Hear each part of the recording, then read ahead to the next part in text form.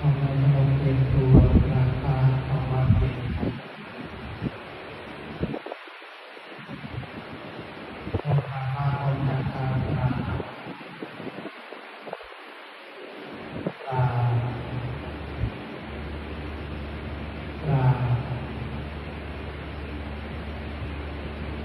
เรามีทางพ่อแม่ครูบาอาจารย์ครับ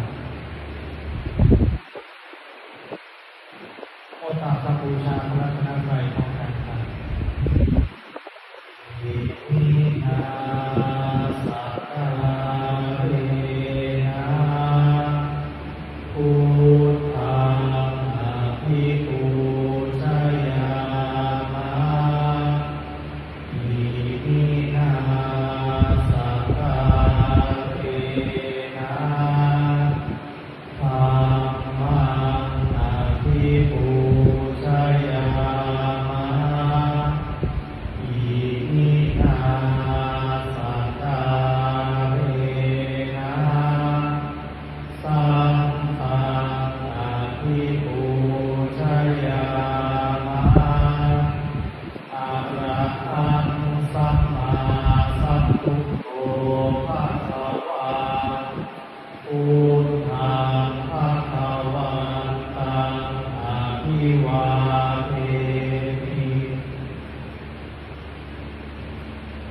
สวากขาโตภะคะวะตาธัมโมธัมมังนามัสสามิสุปฏิปันโนภะคะวะโตสาวกสังโฆสังฆังนามามิ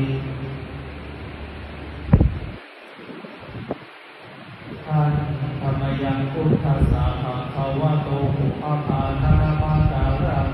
กะโลมาเสนะโมตัสสะภะคะวะโตอะระหะโตสัมมาสัมพุทธัสสะนะโมตัสสะภะคะวะโตอะระหะโตสัมมาสัมพุทธัสสะนะโมตัสสะภะคะวะโตอะระหะโตสัมมาสัมพุทธัสสะพุทธังสรณังคัจฉามิธัมมังสรณังคัจฉามิสังฆังสรณังคัจฉามิทุติยัมปิพุทธังสรณังคัจฉามิทุติยัมปิธัมมังสรณังคัจฉามิทุติยัมปิสังฆังสรณังคัจฉามิตัมปิยัมปิพุทธังสรณังคัจฉามิตัมปิยัมปิธัมมังสรณังคัจฉามิตัมปิยัมปิสังฆังสรณังคัจฉามิเปิดหนังสือไปที่หน้า74ครับหน้าที่74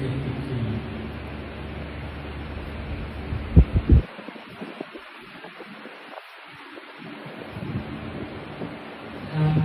รมยังปฏิจจาปะทังธัมมาปะทังพนามาเสดูก่อนภิกษุทั้งหลายก็ปฏิจจสมุปบาทเป็นอย่างไรเล่าดูก่อนภิกษุทั้งหลายเพราะชาติเป็นปัจจัยชาติละมรณะย่อมมีดูก่อนภิกษุทั้งหลายเพราะเหตุที่พระตถาคตทั้งหลายจะบำ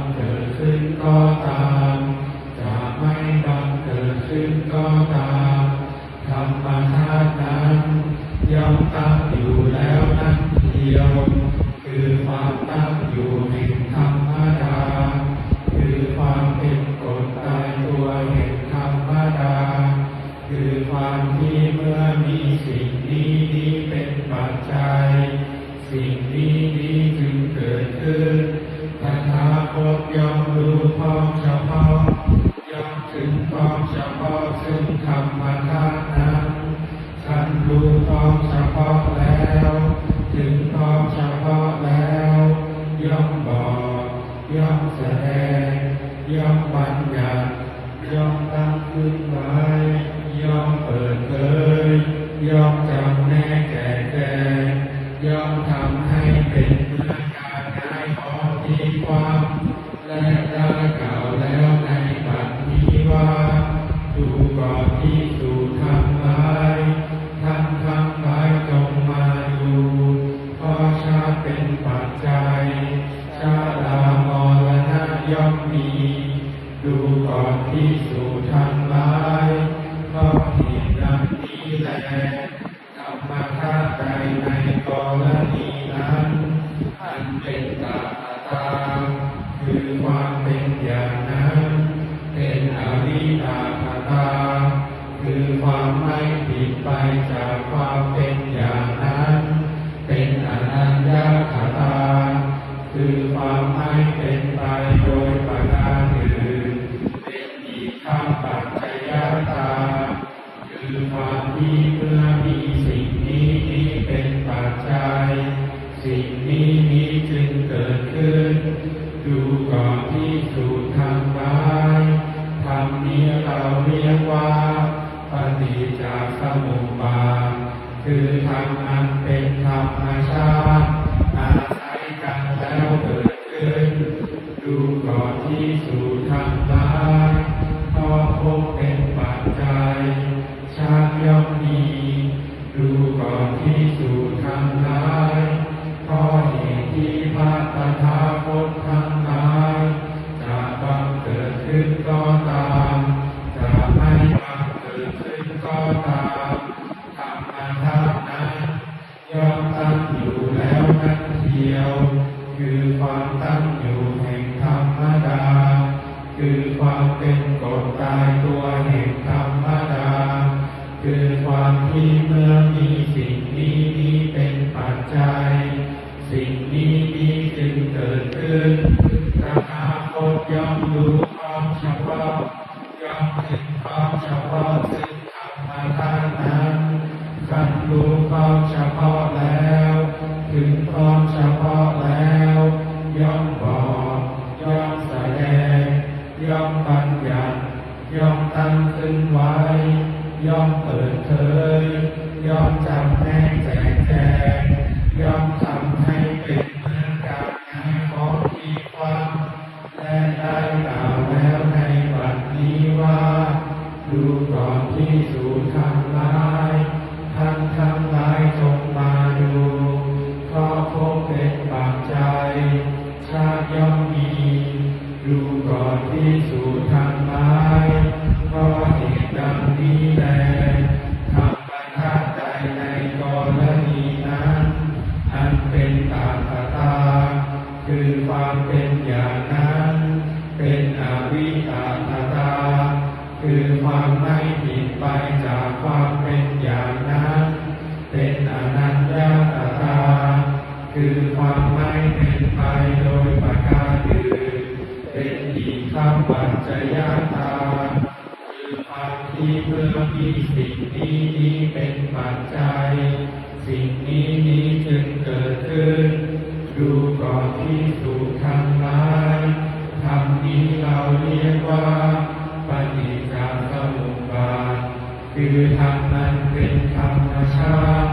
อาศัยกันแล้วเกิดขึ้นดูก่อนที่สู่ทางร้ายเพราะอุปาทานเป็นปัจจัยภพย่อมมีดูก่อนที่สู่ทางร้ายเพราะเหตุที่พระตถาคตทั้งหลายจะบังเกิดขึ้นก็ตามจะไม่บังเกิดขึ้นก็ตามธรรมธาตุนั้นย่อมตั้งอยู่แล้วนั่นเทียวคือความตั้งอยู่แห่งธรรมดาคือความเป็นกฎตายตัวแห่งธรรมดาคือความที่เมื่อมีสิ่งนี้เป็นปัจจัยสิ่งนี้จึงเกิดขึ้นตถาคตย่อมรู้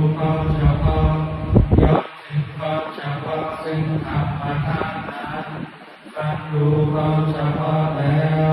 ถึงความเฉพาะแล้วย่อมบอกย่อมแสดงย่อมบัญญัติย่อมตั้งขึ้นไว้ย่อมเปิดเผยย่อมจำแนกแจกแจงย่อมทำให้เป็นเหมือนการงานของที่ความและได้กล่าวแล้วในปัจนี้ว่าดูก่อนที่สู่ทางหลายท่านทั้งหลายจงมาดูเพราะอุปาทานเป็นปัจจัยพบย่อมมีดูก่อนที่สู่ทางหลายเพราะเหตุดังนี้แลธรรมธาตุใดในกรณีนั้นอันเป็นตัทธาคือความเป็นอย่างนั้นเป็นอวิตตถาคือความไม่ผิดไปจากความเป็นอย่างนั้นเป็นอนัญญตถาคือความไม่เป็นไปโดยประการอื่นเป็นอิทธัปปัจจยตาคือความที่เมื่อมีสิ่งนี้เป็นปัจจัยสิ่งนี้จึงเกิดขึ้นดูก่อนภิกษุทั้งหลายธรรมนี้เราเรียกว่าปฏิจจสมุปบาทคือธรรมอันเป็นธรรมชาติอาศัยกันแล้วเกิดขึ้นดูก่อนภิกษุทั้งหลายเพราะตัณหาเป็นปัจจัย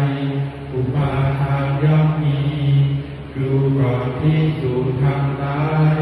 เพราะเหตุที่พระตถาคตทั้งหลายจะบังเกิดขึ้นก็ตามจะไม่บังเกิดขึ้นก็ตามธรรมธาตุนั้นย่อมตั้งอยู่แล้วนั่นเดียวคือความตั้งอยู่แห่งธรรมดาคือความเป็นกฎตายตัวแห่งธรรมดาคือความที่เมื่อมีสิ่งนี้เป็นปัจจัยสิ่งนี้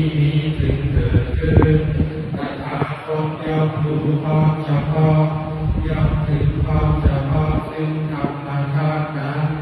ท่านรู้ความเฉพาะแล้ว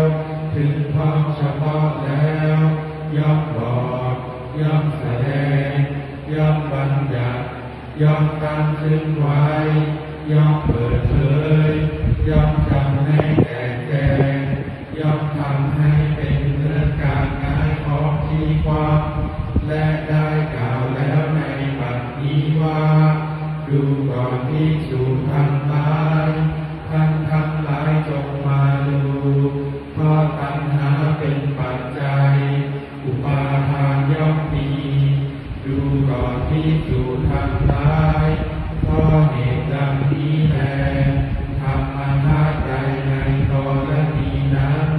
อันเป็นตัทธาคือความเป็นอย่างนั้นเป็นอวิตตถาคือความไม่ผิดไปจากความเป็นอย่างนั้นเป็นอนัญญตถาคือความไม่เป็นไปโดยประการอื่นเป็นอิทธัปปัจจยตาคือความที่เมื่อมีสิ่งนี้เป็นปัจจัยสิ่งนี้จึงเกิดขึ้นดูก่อนภิกษุทั้งหลายธรรมนี้เราเรียกว่าปฏิจจสมุปบาทคือธรรมอันเป็นธรรมชาติอาศัยกันแล้วเกิดขึ้นดูก่อนภิกษุทั้งหลายเพราะเวทนาเป็นปัจจัยตัณหาย่อมมีดูก่อนภิกษุทั้งหลายเพราะเหตุที่พระตถาคตทั้งหลายจะบังเกิดขึ้นก็ตามจะไม่บังเกิดขึ้นก็ตามธรรมธาตุนั้นย่อมตั้งอยู่แล้วนั่นเดียว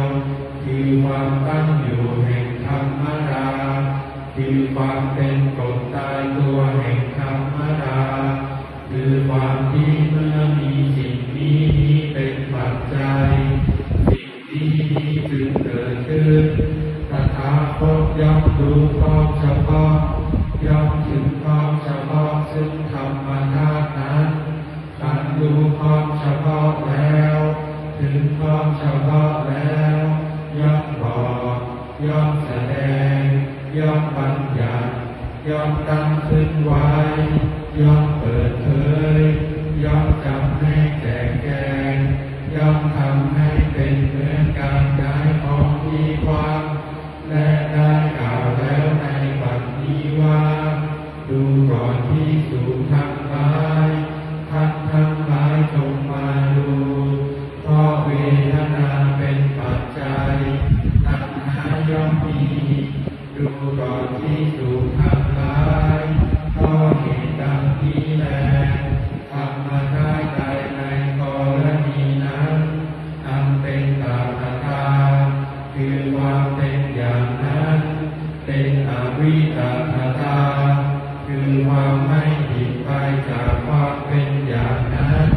เป็นอนัตถถาคตคือความไม่เป็นไปโดยประการอื่นเป็นอิทธิปัจจยตา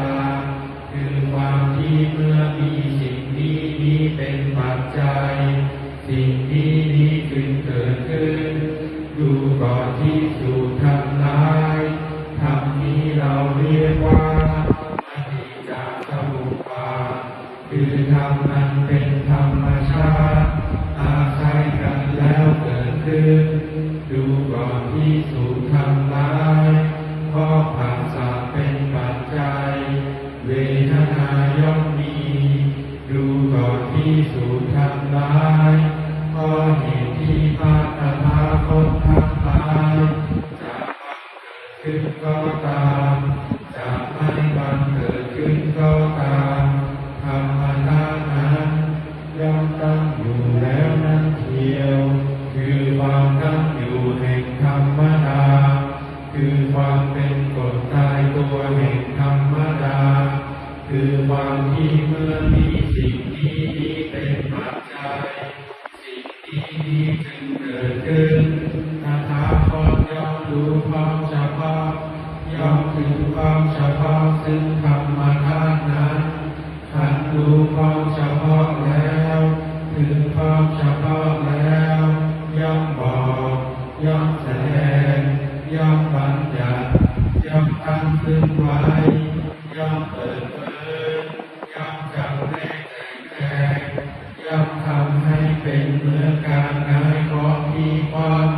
และได้กล่าวแล้วในบัดนี้ว่าดูก่อนที่สูงทั้งหลายท่านทั้งหลายจงมาดูเพราะผัสสะเป็นปัจจัยเวทนาย่อมมีดูก่อนที่สูงทั้งหลายเพราะเหตุดังนี้แลธรรมชาติใดในกรณีนั้นอันเป็นตถาคตคือความเป็นอย่างนั้นเป็นอวิตถาคตคือความไม่ผิดไปจากความเป็นอย่างนั้นเป็นอนัตถถาคตคือความไม่เป็นไปโดยประการอื่นเป็นอิทธิปัจจยตาคือความที่เมื่อมีสิ่งนี้เป็นปัจจัยสิ่งนี้จึงเกิดขึ้นดูก่อนที่สูงทั้งหลายธรรมนี้เราเรียกว่าปฏิจจสมุปบาทคือธรรมนั้นเป็นธรรมชาติอาศัยกันแล้วเกิดขึ้นดูก่อนที่สูงทั้งหลายเพราะสาลายตนะเป็นปัจจัยผัสสะย่อมมีดูก่อนที่สูงทั้งหลายเพราะเหตุที่พระตถาคตทั้งหลายจะบังเกิดขึ้นก็ตามจะไม่บังเกิดขึ้นก็ตามธรรมชาตินั้นย่อมตั้งอยู่แล้วนั้นเทียวคือความตั้งอยู่แห่งธรรมดาคือความเป็นกฎตายตัวแห่งธรรมดาคือความที่เมื่อมีสิ่งนี้เป็นปัจจัยสิ่งนี้จึงเกิดขึ้นตถาคตย่อมรู้ความเฉพาะย่อมถึงความเฉพาะซึ่งธรรมชาตินั้นท่านรู้ความเฉพาะแล้วถึงความเฉพาะแล้วย่อมบอกย่อมแสดงย่อมบัญญัติย่อมตั้งขึ้นไว้ย่อมเปิดเผยย่อม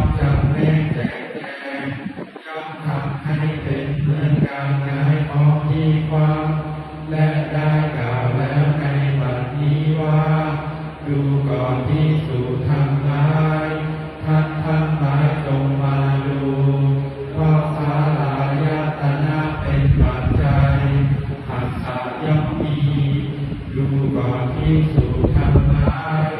ก็เหตุดังนี้แลธรรมธาตุใดในกรณีนั้น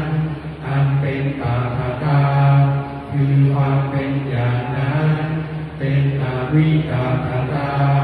คือความไม่ผิดไปจากความเป็นอย่างนั้นเป็นอนัญญตตา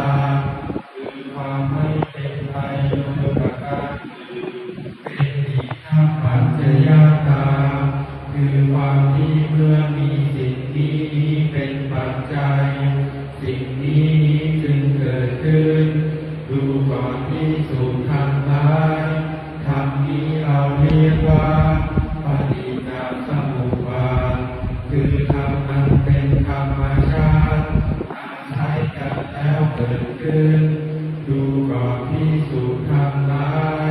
ก็นามรูปเป็นปัจจัยสาลายตนะย่อมมีดูก่อนภิกษุทั้งหลายเพราะเหตุที่พระตถาคตทั้งหลายจะบังเกิดขึ้นก็ตามจะไม่บังเกิดขึ้นก็ตามธรรมธาตุนั้นย่อมตั้งอยู่แล้วนั่นเดียวคือความตั้งอยู่แห่งธรรมดาคือความเป็นกฎตายตัวแห่งธรรมดาคือความที่เมื่อมีสิ่งนี้เป็นปัจจัยสิ่งนี้จึงเกิดขึ้นตถาคตย่อมรู้ความเฉพาะย่อมถึงความเฉพาะซึ่งธรรมธาตุนั้นอันรู้ความเฉพาะแล้วถึงความเฉพาะแล้วย่อมบอกย่อมแสดงย่อมบัญญัติย่อมตั้งขึ้นไว้ย่อมเปิดเผยย่อมจำแนกแจกแจงย่อมทำให้เป็นเรื่องการงานของที่ความและได้กล่าวแล้วในบัดนี้ว่าดูก่อนภิกษุทั้งหลายท่านทั้งหลายจงมาดูก็นามรูปเป็นปัจจัยสาลายตนะย่อมมีดูก่อนภิกษุทั้งหลายเพราะเหตุดังนี้แลธรรมธาตุใดในกรณีนั้นอันเป็นกัตตาคือความเป็นอย่างนั้นเป็นอวิตตตาคือความไม่ผิดไปจากความเป็นอย่างนั้นเป็นอนัญญตตาคือความไม่เป็นไปโดยประการอื่นเป็นอิทธัปปัจจยตาคือความที่เมื่อมีสิ่งนี้เป็นปัจจัยสิ่งนี้จึงเกิดขึ้นดูก่อนภิกษุทั้งหลายธรรมนี้เราเรียกว่าปฏิจจสมุปบาทคือธรรมอันเป็นธรรมชาติอาศัยกันแล้วเกิดขึ้นดูก่อนภิกษุทั้งหลายเพราะวิญญาณเป็นปัจจัยนามรูปย่อมมีดูก่อนภิกษุทั้งหลายเพราะเหตุที่พระตถาคตทั้งหลายจะบังเกิดขึ้นก็ตามจะไม่บังเกิดขึ้นก็ตามธรรมธาตุนั้น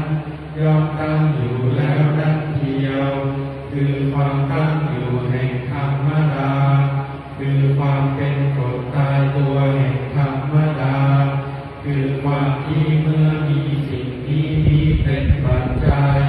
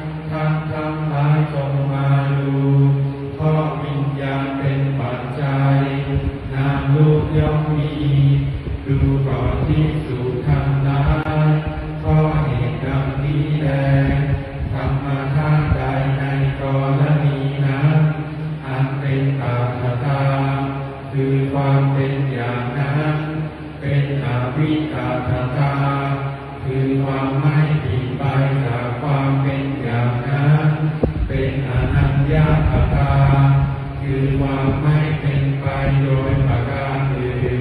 เป็นอิทัปปัจจยตาคือความที่เมื่อมีสิ่งนี้เป็นปัจจัยสิ่งนี้จึงเกิดขึ้นดูก่อนภิกษุทั้งหลายธรรมนี้เราเรียกว่าปฏิจจสมุปบาทคือธรรมอันเป็นธรรมชาติอาศัยกันแล้วเกิดขึ้นดูก่อนภิกษุทั้งหลายเพราะสังขารเป็นปัจจัยวิญญาณย่อมมีดูก่อนภิกษุทั้งหลายเพราะเหตุที่พระตถาคตทั้งหลายจะบังเกิดขึ้นก็ตามจะไม่บังเกิดขึ้นก็ตามธรรมธาตุนั้นย่อมตั้งอยู่แล้วนั่นเทียวคือความตั้งอยู่แห่งธรรมดาคือความเป็นกฎตายตัวแห่งธรรมดาคือความที่เมื่อมีสิ่งนี้เป็นปัจจัยสิ่งนี้จึงเกิดขึ้นตถาคตย่อมรู้พร้อมเฉพาะย่อมถึงพร้อมเฉพาะซึ่งธรรมธาตุนั้นท่านรู้พร้อมเฉพาะแล้วถึงพร้อมเฉพาะแล้วย่อมบอกย่อมแสดงย่อมบัญญัติย่อมตั้งขึ้นไว้ย่อมเปิดเผยย่อมจำให้แก่แก่ย่อมทำให้เป็นเหมือนการหงายของที่ความและได้กล่าวแล้วในบัดนี้ว่าดูก่อนภิกษุทั้งหลายท่านทั้งหลายจงมาดูเพราะสังขารเป็นปัจจัยวิญญาณย่อมมีดูก่อนภิกษุทั้งหลายเพราะเหตุดังนี้แลธรรมธาตุใดในกรณีนั้นอันเป็นตถาคือความเป็นอย่างนั้นเป็นอวิตตาคือความไม่ผิดไปจากความเป็นอย่างนั้นเป็นอนัญญตาคือความไม่เป็นไปโดยประการอื่นเป็นอิทัปปัจจยตาคือความที่เมื่อมีสิ่งนี้เป็นปัจจัยสิ่งนี้จึงเกิดขึ้นดูก่อนภิกษุทั้งหลายธรรมนี้เราเรียกว่าปฏิจจสมุปบาทคือธรรมอันเป็นธรรมชาติอาศัยกันแล้วเกิดขึ้นดูก่อนภิกษุทั้งหลายเพราะอวิชชาเป็นปัจจัยสังขารทั้งหลายย่อมมีดูก่อนภิกษุทั้งหลายเพราะเหตุที่พระตถาคตทั้งหลายจะบังเกิดขึ้นก็ตามจะไม่บังเกิดขึ้นก็ตามธรรมธาตุนั้นย่อมตั้งอยู่แล้วนั่นเทียวคือความตั้งอยู่แห่งธรรมดาคือความเป็นกฎตายตัวแห่งธรรมดาคือความที่เมื่อมีสิ่งนี้เป็นปัจจัยสิ่งนี้จึงเกิดขึ้นตถาคตย่อมรู้พร้อมเฉพาะย่อมถึงพร้อมเฉพาะซึ่งธรรมธาตุนั้นท่านรู้พร้อมเฉพาะแล้วถึงพร้อมเฉพาะแล้วย่อมบอกย่อมแสดงย่อมบัญญัติย่อมตั้งขึ้นไว้ย่อมเปิดเผยย่อมจำให้แก่แก่ย่อมทำให้เป็นเหมือนการงานของที่ความและได้กล่าวแล้วในบัดนี้ว่าดูก่อนภิกษุทั้งหลายท่านทั้งหลายจงมาดูเพราะอวิชชาเป็นปัจจัยสังขารทั้งหลายย่อมมีดูก่อนภิกษุทั้งหลายเพราะเหตุดังนี้แลธรรมธาตุใดในกรณีนั้นอันเป็นตถาคือความเป็นอย่างนั้นเป็นอวิตตาคือความไม่ผิดไปจากความเป็นอย่างนั้นเป็นอนัญญตาคือความไม่เป็นไปโดยประการอื่นเป็นอิทัปปัจจยตาคือความที่เมื่อมีสิ่งนี้ กิดขึ้นดูก่อนที่สู่ทำร้ายทำนี้เราเรียกว่าปฏิจจสมุปบาทคือธรรมอันเป็นธรรมชาติอาศัยกันแล้วเกิดขึ้นดังนี้แล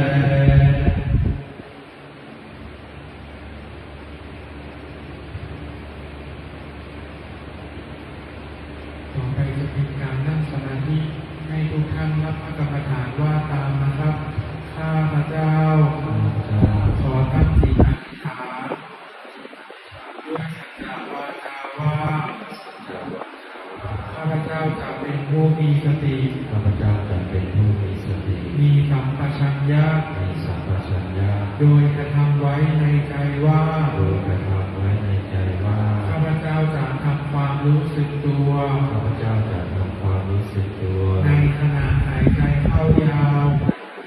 ใจเข้ายาว ในขณะหายใจออกยาว ใจออกยาว จะทำความรู้สึกตัว จะทำความรู้สึกตัว ในขณะหายใจเข้าสั้น ในขณะหายใจเข้าสั้น ในขณะหายใจออกสั้น ในขณะหายใจออกสั้น ข้าพเจ้าจะอดทนอดกลั้น ข้าพเจ้าจะอดทนอดกลั้น ไม่หลบในความพอใจ ความพอใจ ไม่ปฏิเสธความไม่พอใจ ความไม่พอใจ จะระงับความอยากมี จะระงับความอยากมี ความอยากเป็น ความอยากเป็น ความไม่อยากมี ความไม่อยากมี ความไม่อยากเป็น ความไม่อยากเป็น ตลอดการนั่งสมาธิภาวนา ตลอดการนั่งสมาธิภาวนา อิมังกัมมัฏฐานังอธิษฐามิอิมังภาวนานังอธิษฐามิ ภาวนาอธิษฐานนี้ ต่อไปก็จะให้เราได้นั่งสมาธิภาวนาให้พอสมควรแก่เวลานะครับ